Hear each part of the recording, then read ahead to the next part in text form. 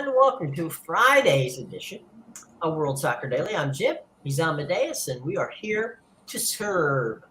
And Amadeus, we got some good. It's gonna be a fun weekend. We got soccer, we got basketball, we got baseball, we got golf, we got just about any possible thing that you would want. So there we are, right?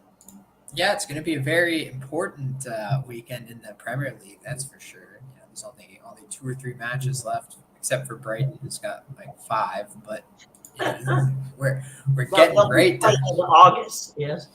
Yeah, they have. I don't know. They've had like 2 matches in hand of everybody all year, and they still. I'm looking at the table, and they still have 2 matches in hand of Liverpool. If they won both, they would be, or maybe it'd just be one match in hand. But yeah, if they win both, or if they won both, they would have been 1 point under Liverpool. But obviously, they got smacked by Newcastle yesterday. So, yeah. So, what are the games you're going to be watching this weekend? Yeah, so there's definitely some interesting games. For the European competition race, Tottenham's at home. They need that win against Brentford if they want to have any chance. Never mind the top 4. There's no way they're getting into the top 4. But if they want to even be in European competition next year, they need that win against Brentford. But Brentford, Brentford's a good team. They haven't been playing well lately, but this has been a solid team all year. I don't really think they can make a push for European competition, but they're going to finish off the season strong. So that's going to be a big match. Obviously we got Sean's Man United playing Bournemouth. If they don't win that game, then Liverpool is going to be sniffing their top 4 spots. So that's a very important match. Obviously, Man United is a huge -200 favorite in that one. Then you got, Fulham Crystal Palace is pretty interesting. Fulham all of a sudden has gotten back into form, and they're going to be getting their number 9 Mitrovic back from his suspension. Crystal Palace, they've been good lately, but they're a very streaky team. They win a few, and then they kind of they have a few duds, and then they play well. So very up and down team. Fulham at home is going to be very tough one for them. I think Fulham's in 10th, so they can't really. I mean, they could try. Really, there's 7 points behind Tottenham, but Brentford with 53 points actually has a better chance of trying to get into European competition. So that's going to be an even bigger match against Tottenham. Both are going to be fighting for the European competition, and then Liverpool and Aston Villa. That might be Liverpool's best competition left to try and steal some points from them. So if Aston Villa could go in to Anfield and get some points there, then Liverpool's probably pretty much done for that top 4 race. But they really do have to win out, because if they are to drop any points against Aston Villa, even if they were to get a draw here, that would put them at 66, tied with Man United. But they would have 1 more match left, meaning they could only get to 69, where Man United would have 2 more matches left after this Bournemouth match. After this Bournemouth match, because they actually have a match in hand of Liverpool still. So if Man United beats Bournemouth and Liverpool drops any points, then Man United would be at 69, and pretty much they would just need the 1 point to kick Liverpool out of the top 4. So that's definitely possible. Yeah. So Aston Villa, and Aston Villa, they've been very hot. They've probably been one of the hottest teams in the Premier League over the last 2 months, and they're a team that's fighting for European competition too. They were in 6th. They've obviously dropped a bit now. Brighton and Tottenham. They're tied with Tottenham on points, and Brighton just passed them. But Brighton's only 1 point ahead. They had 2 matches in hand, lost to Newcastle yesterday, so now they only have the 1 match in hand. But Brighton's a streaky team too. They go and they smash a team 6-1 and 6-0, and then they get smashed 5-1 themselves at home by a relegation team. So Yeah, and they had that big win over Arsenal, 3-0. They were great in that one, and then they followed up with a poor performance against Newcastle yesterday. And it's tough to gauge. Brighton's in sixth right now with 3 matches to go. They could easily make European competition, but it's tough to gauge where they're at because you got guys like McAllister who's coming out and saying I'm not staying with the team. Caicedo is probably going to go. There's a lot of good players, and this team's probably going to get picked apart in the summertime. So you really got to think you have to, when you look at this Brighton team, yeah, they're a good team with great players, but you really got to think, what are these players thinking? Do they care about making it into Europa League next year? Because some of them might be looking at it like, whether we finish 6th or 8th, it doesn't matter because I'm not going to be here. Right. So that's kind of one of those things where, we see it in baseball, we see it in basketball, where, you've got the string is out to play. You're not going to end up in the playoffs, right? So, basically they've got, the cars running in the parking lot, and the golf clubs are in the trunk, and they're just waiting to play the game out. So, or as you say, I mean, maybe, just maybe, they feel, okay, let's go out with a bang, and maybe the other part is you got guys playing for contracts, right? So when you play for contracts, you never know what's going to happen. So we'll see. We'll definitely see. And that's the thing, right? Like McAllister, he won the World Cup with Argentina.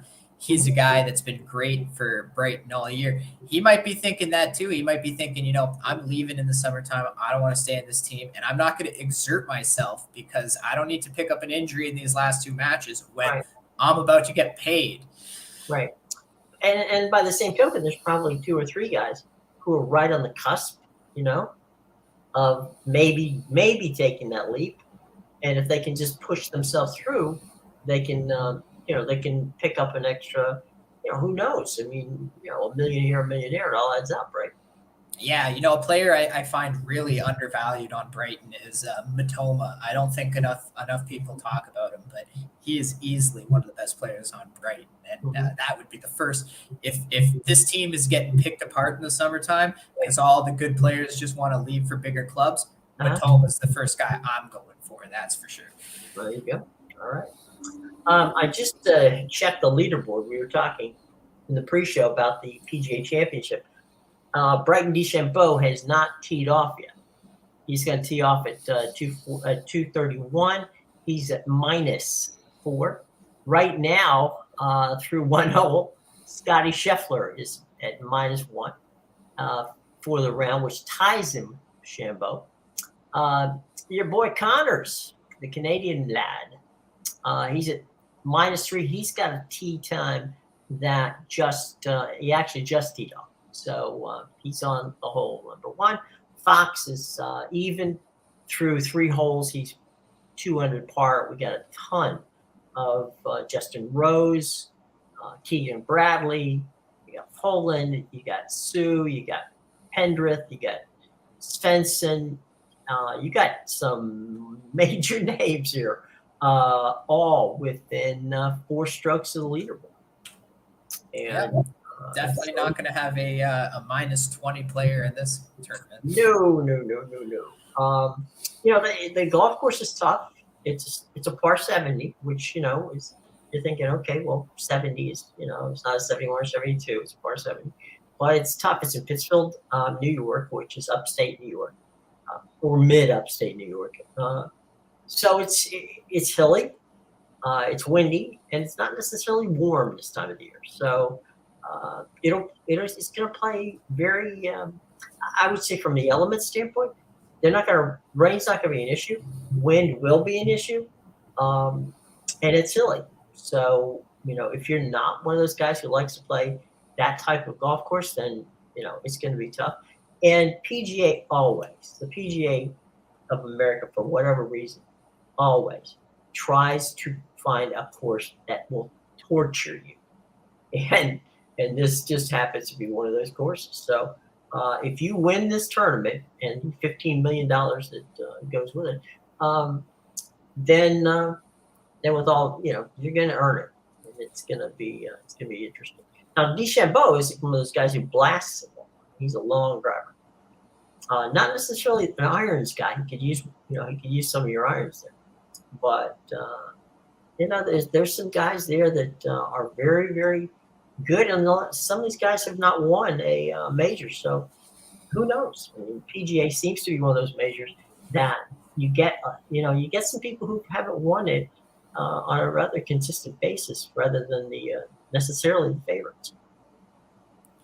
Yeah, I find there's a bit of a misconception in golf too when you see a course like this that's like a 70 par. Yeah. You automatically think, oh, it's an easier course, but really, it's actually a harder course. Oh yeah. And the argument I make for that is, people seem to think par threes are the easiest holes on the course. They're actually the hardest holes on the course, Right. because your margin of error is very slim. If you don't make your first shot, Yep. you're not pulling off a birdie, and you're going to be lucky if you can even two putt for the par. Right. Where, people view par fives because they're so long, like those are the tougher ones. Those are the easy holes. Those are where the golfers make up their strokes. Because Right. if you can get onto the green in two shots, which a lot of these guys can, because you can hit very far, now you're putting for eagle, and all of a sudden you're making up those two strokes where you just screwed up on the par three before. So, yeah, I think it's a big misconception that par threes are easy and par 70 courses are easier courses. Really, it's the complete opposite. You're right, and sometimes, depending upon the course, okay, they will turn for a tournament. They'll turn a par 4 into a par 3. They'll turn a par, so they'll turn a par 5 into a par 4, and then it's just they mess around because you can move the tee back, right?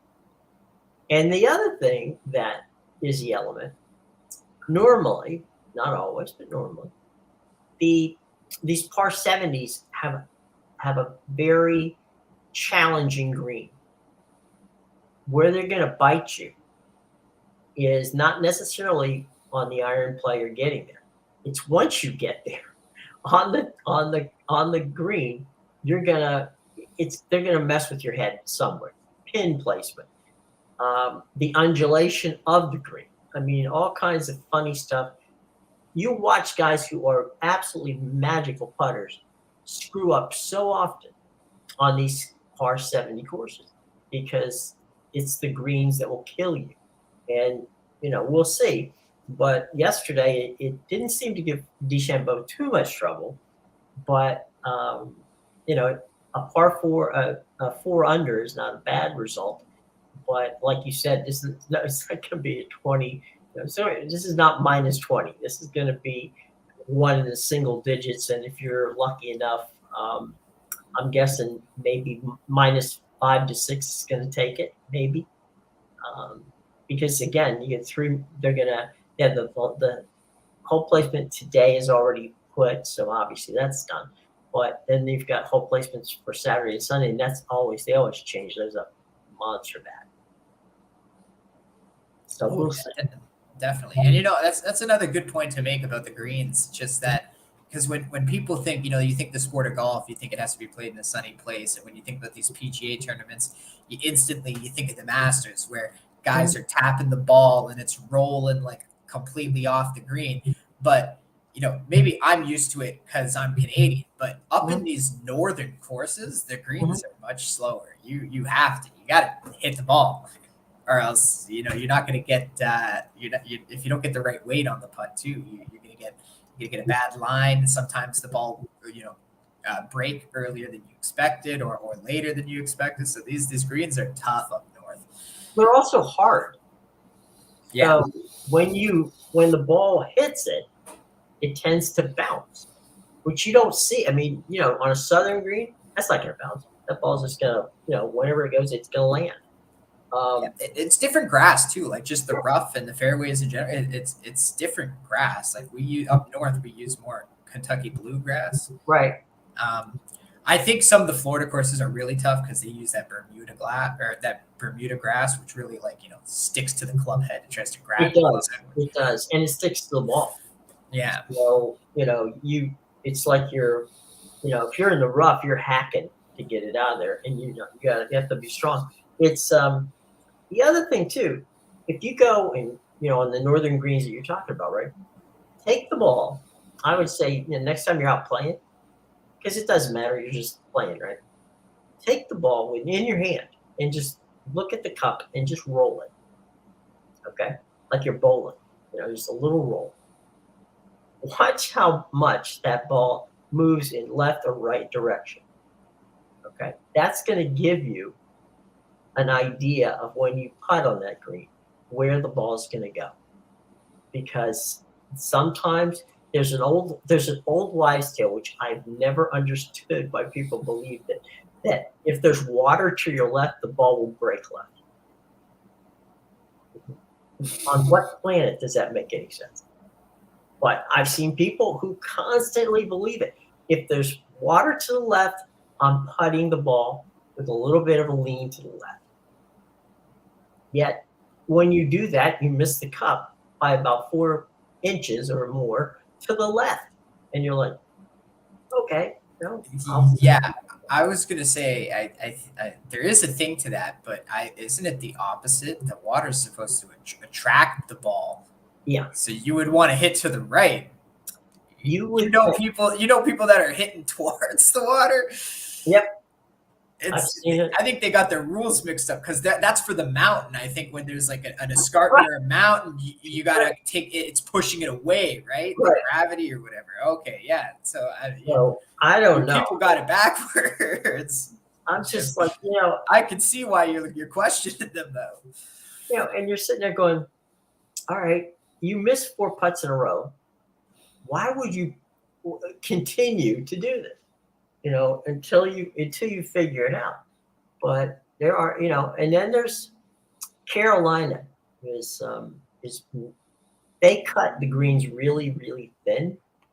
So you might as well roll. It might be rolling on the top of the table. I mean, it's like you just take it and roll it and it just never stops. It's just might as well go play on the tile floor in the clubhouse. Right, exactly. And hope that you can get a hole in the tile floor. But yeah, it's crazy. And I think we're not seeing there's not a lot of fairway bunkers and stuff like that in this course. It's very much it's just a hilly course that challenges you, almost just because of its endurance, right? Because it's a long course and it's just going to beat you up by the time you get there. And like you said, par 3s are tough because you only have one shot to miss.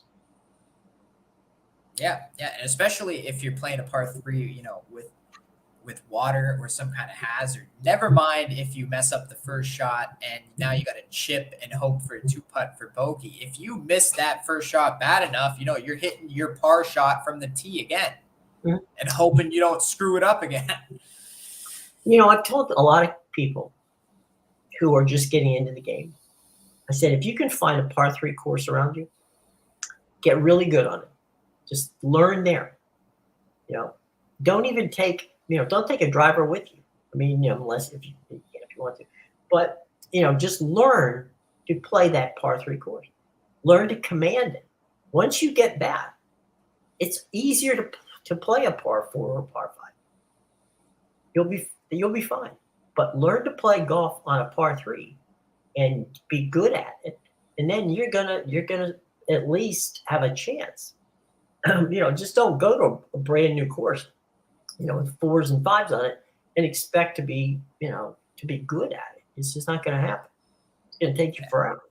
And see, that's the thing, right? Like even though the par 3s are really the harder courses, a par 3 course is good for beginners because oftentimes the issue for beginners is the distance on the ball. I have a lot of friends that I taught how to golf, and for years it took them to get distance with the driver just to hit it 100 yards. Right. So it's tough. It's a distance thing. So it's not like, oh, well, if you're saying par 3s are harder, why would you want a beginner to play that? That's not the point. You want them to play the short course. And as you said, master the tougher holes on the course. Because once you master that and the distance will come with the technique and the form as you learn. Right. And once you have that distance, then yeah, absolutely. Because I bet if you asked a beginner, yeah, they'd want to play a par 3 course. But if you asked a professional golfer, they would probably love to play a course of all par fives, 18, Sure. 18 holes of par fives. It'd be Right. so under par. Right, exactly. And the thing too is on the par three, you can chip, or you can learn your iron work, you can learn to putt. There's a lot of little things that, because as you say, I mean, how many times have we watched tournaments where guys are eagling par fives? You know, they're making money, they're making back where they screwed up all day on the threes and the fours on the par fives. I mean, they're not Yeah. eagling a par four. That's not happening. So, you know, so they're making That's luck at that point if you're eagling a par four. You know, yeah. But I mean, so you're spot on, because they're making money off the par fives. Okay. It's the other holes that are driving them out. So yeah, it's gonna be fun. We're gonna have a good weekend of some pretty good play. And if this group of players sticks around, man, I wouldn't want to be there on Sunday. That could be, you know, that could be an all-out war with some really good players. And so we'll see how that all plays out on the PGA. And like I said, real quick, we'll give you an update if there is an update. Let's see what we got here. I'm just refreshing. Scotty Scheffler has moved to 5 under par. He is 2 under after 2 holes. Bryson DeChambeau still, he's going to tee off around 2:30 Eastern time. Mr. Connors from the lovely Canadians is 1 under, so he's 3. He dropped a stroke. Howland and Fox are also 3 at this point, and they're all through 1. So you got plenty of time to go there. NBA. How about those Denver Nuggets? They're 2-0 after 2, and then we've got basically a Miami leads the series with Boston to get game 2 tonight. So you got 1-0 for Miami and 2-0 for Denver. Yeah, And, you know, I've seen this too many times now in the playoffs where, so the Heat were a 7.5 underdog in the first game. They won the game outright. Right. And so for game 2, and I've seen this already a few times in these playoffs alone, they raised the spread by 2, and the Celtics today are -9. That's what they opened at. So they lose the first game to the Heat outright, and then the odds makers go, okay, we're going to add 2 points to that spread for game 2. Yes. It's like are you paying attention? You know, and like, I understand Boston's going to come out strong because, you know, they got to tie the series up going down to Miami. But just watching this Heat team, you're gonna give people 10 points almost with the Heat. Probably wouldn't be a good idea. Yeah, so it's interesting. Now, it's not the first time I've seen it, though. It was the same thing in the last series with the 76ers. The Celtics opened up as a 6.5-point favorite. I think in the first game, it got bet up to around 7.5. The Sixers won outright, and then the Celtics again opened as a 9-point favorite in game 2, but they destroyed the 76ers. Yeah, and they're, you know, again, it's kind of a matchup thing, and Miami matches up really well against Boston, and these 2 coaches are, you know, really working hard at it, and so yeah, I mean, this is more of a tactician game that we're seeing with Boston and Miami, and on the other side with Denver and LA, it's more of Denver's a team and LA seemingly doesn't quite grasp that concept at this point. Denver's a team and LA is just 4 guys trying to get 1 guy the ball. Right. 4 guys named Mo and LeBron. So, and you know, after a while, I've had my niece called me yesterday and asked me about some baseball. And I said, she said, I'm missing some baseball. I need to know some baseball. So why? She goes, I can't watch the NBA anymore. She goes, I feel that. I'm sick of it. I just can't. Don't ask me to do it anymore. I was like, I didn't ask you to do it. You can do it if you want to. So yeah, it's like I got to see some baseball because this is just I can't take this. And I find myself watching these games and just not enjoying them. I mean, it's just not enjoying it. It's not. It's a bad product. And like, part of the reason is like some of these obviously now, whittled down to the best four teams, but Huh? in the first two rounds, you get a lot of these series where it's like the one team wins by 20 points the one night, and then the next game the other team wins by 20 points. So it's like, what, you just took the night off, you didn't feel like playing tonight, and like that's something you see during the regular season. But the fact that it carries over into the playoffs, like you're playing for the championship. Like, come on, if you're the better team, you can win in like 4 or 5 games. All right, you don't need to get blown out 20 points in one game because you wanted to take the night off. You already got the home advantage. Like, go out there, play every game. It's a bad product. But the NHL is becoming a terrible product too. I know every Canadian I talk to won't watch the NHL now. It's got to the point where it's too obvious that Bettman's trying to push southern markets, and guess what? You're losing the northern market now. Right. Or the market that basically pays the bills. Yeah, that actually watches. You're trying to push, the Floridas, the Carolinas, the Dallases into the finals in Vegas. It's all Southern teams. But, okay, you're trying to push these small market teams. And then at the same time now, every Canadian I talk to says they don't watch the NHL anymore. They can't be bothered to sit down and watch an NHL game because it's trash. And a lot of it boils down to Bettman being a bad commissioner. Well, I think there's that. There's also the owners. I mean, the owners seem to want. When you expand to Arizona and it doesn't work, and you are hell bent on making it work when it won't work, and you don't want to move the franchise, then you're nuts. I mean, that franchise in Arizona could be a moneymaker in 4 Canadian cities and 2 U.S. cities, but they're just not moving.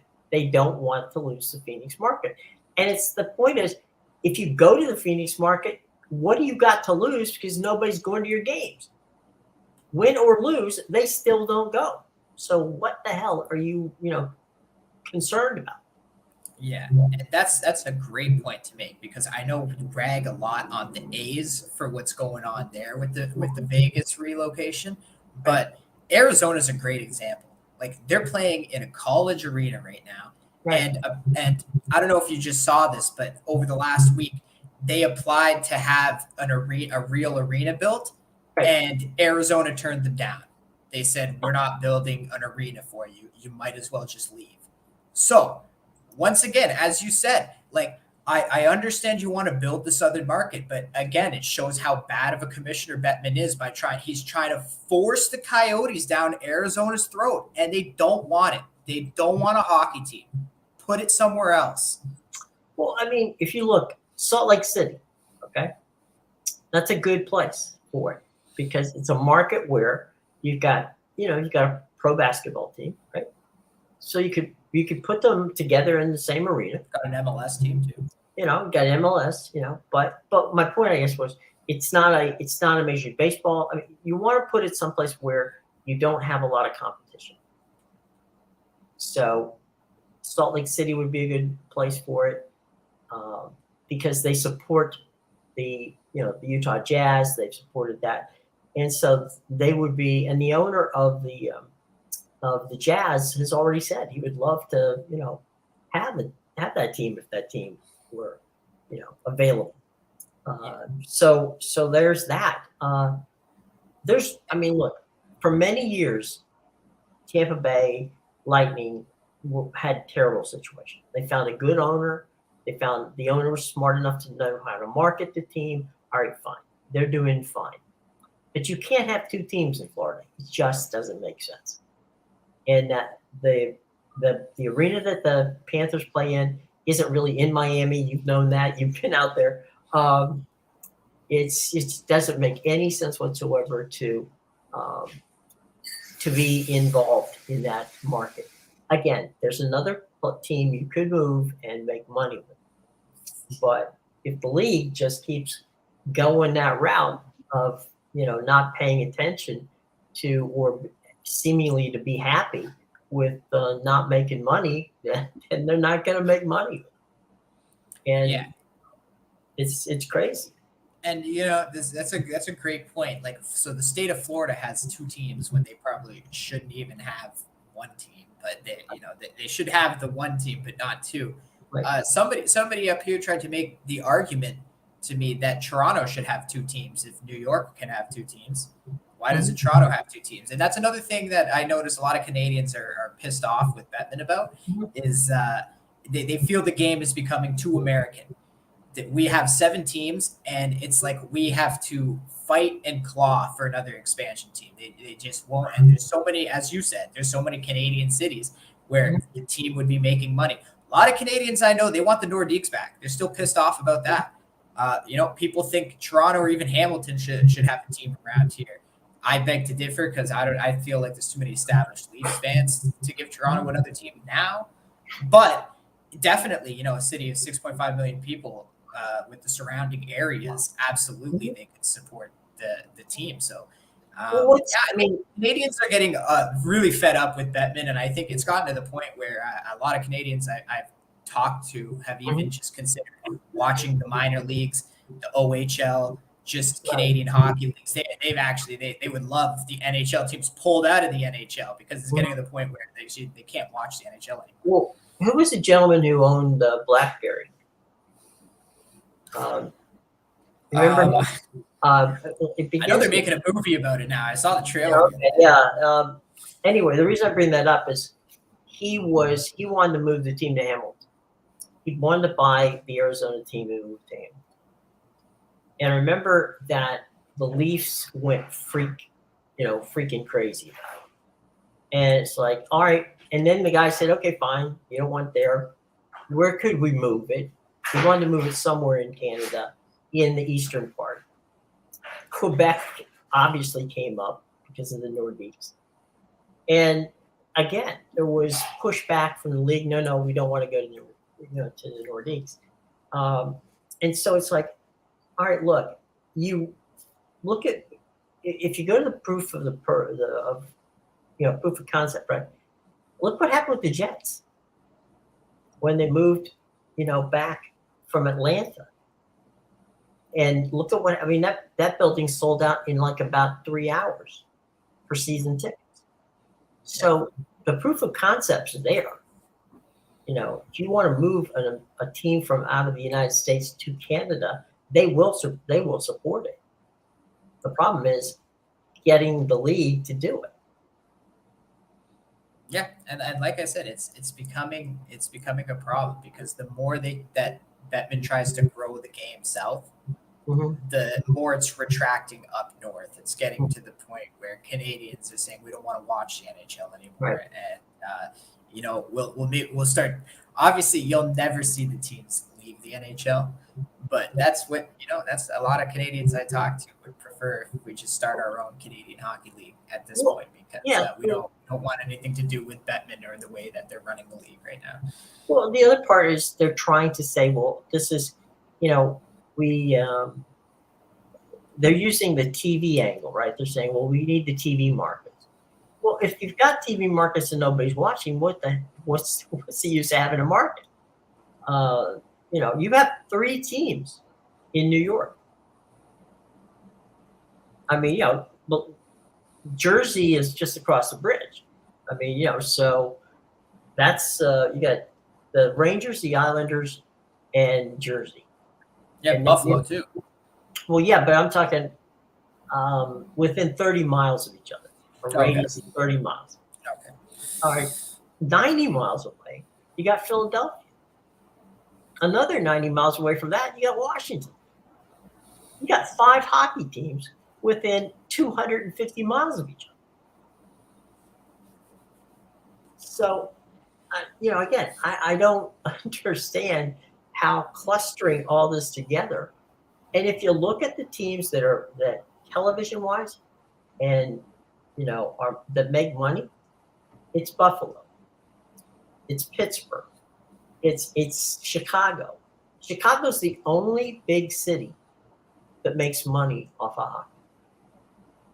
I'm telling you, the big three: New York, Los Angeles, Chicago. There you go. So if you're because I'm surprised hockey, New York doesn't do a bit better, but right? I'm surprised New York doesn't do a bit Well, they better. do, but in percentage to their audience, right? It's you have to look at the percentage of the audience. The percentage of the audience in New York is like, I mean, if you have 20 million people live in a town, and only 2% of them are going to the hockey games, then that's the way it's looked at. So it's kind of skews the numbers, but I mean, they sell out to go to Madison Square Garden. They don't sell out to go to the Rangers game, the Islanders games, and they don't sell out to go to the games, in Jersey. So, there's that. And because anything goes in the Garden, they'll sell out. But anyway, it's just to me, you're both basketball and the NHL has gotten to a point where you really it's hard to watch even if you're a fan, even if you really like it, it's hard to watch because they don't service the fans. Yeah, it's getting bad. I 100% agree with that, but we'll see. We'll see how these leagues want to grow. No, they haven't made us a commissioner yet, so we'll have to. Yeah, the NBA wants to expand to China, so There you go. Give it a try. the All right. NFL wants to expand to England and Germany. Yeah, that makes a lot of sense. Yeah. Anyway, over on the baseball side, Arizona's at Pittsburgh tonight. Nick Galen and Noviado. The New York Yankees are in Cincinnati. That doesn't happen often. That's been quite a few years since that's happened. Schmidt against Lively. You got the Milwaukee Brew Crew are at the Trop.